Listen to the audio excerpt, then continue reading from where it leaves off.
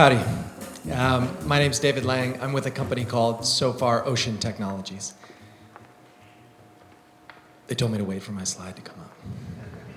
I have a question. How many people, I just see so many friends, how many people have I met before? How many people know Open ROV and know our company from before? So quite a few.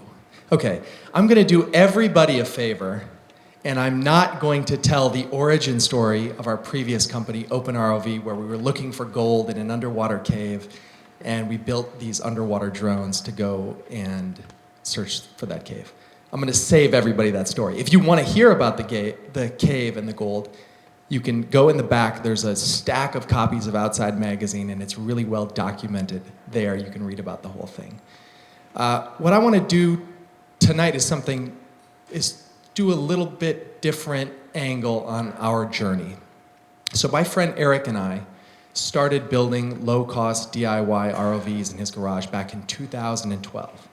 And we actually have a long history with the Schmidt Foundation because we approached them when we really had a prototype that wasn't working.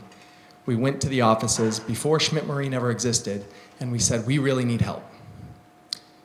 We could build 15 more prototypes of our design if we just had $7,000. And that was our big ask, because we really needed that to get over the hump. We'd been sharing our designs online, it wasn't really taking off, but they got involved. And that meant the world to us, because our vision was the same themes you've been hearing all night.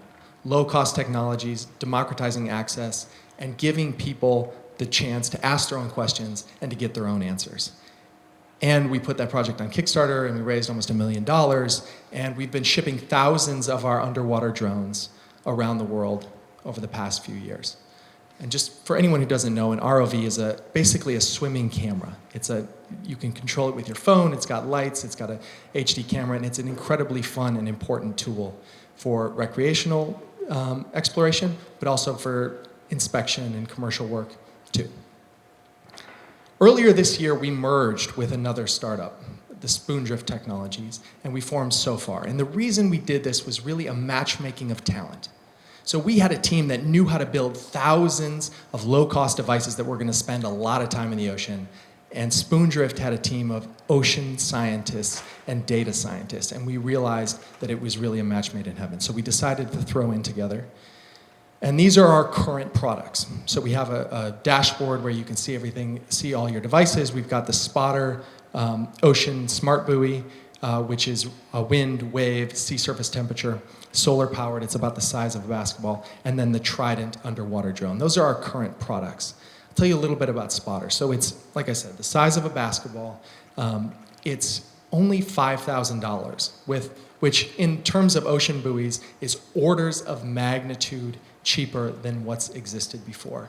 And what that allows you to do is to put out a lot of them, and that's what we've done. And so we're gonna be making some big announcements in the coming months about just how many are out there and how much data we're actually collecting about what's going on in the ocean. So I'll save a little bit of that, but wind and wave and sea surface temperature drive ocean weather. We're really excited about that data business. And then the Sofar Ocean Trident. So we're still selling the drones, we're still getting incredible stories, and I want to make sure that I highlight all of the impact. Because our vision when we got started was that there would be 10,000, 20, 100,000 of these out there, and people would be able to ask questions and pursue the issues that were really meaningful to them. And that's exactly what's happened.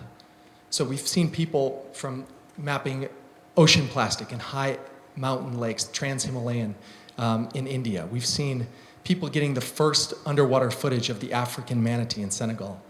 We've seen people in Myanmar who are going out and using the drone to identify and then pick up ghost nets, which are just as big of a problem as plastic pollution. And then we're seeing this here in California.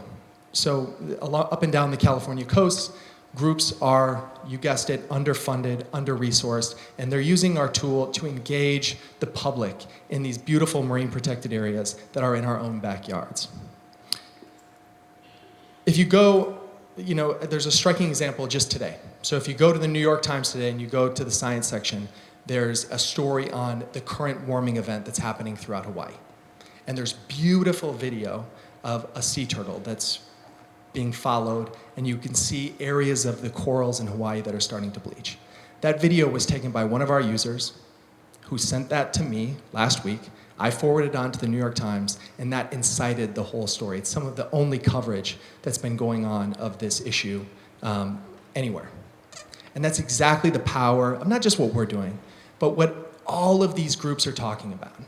Is if we get these tools out to more people, they're gonna do the right thing, they're gonna highlight these issues that are going on, and we're gonna be able to have some kind of insight into how our planet is changing. So I'm happy to talk more about our business. I'm happy to talk more about some of the conservation projects we're working on.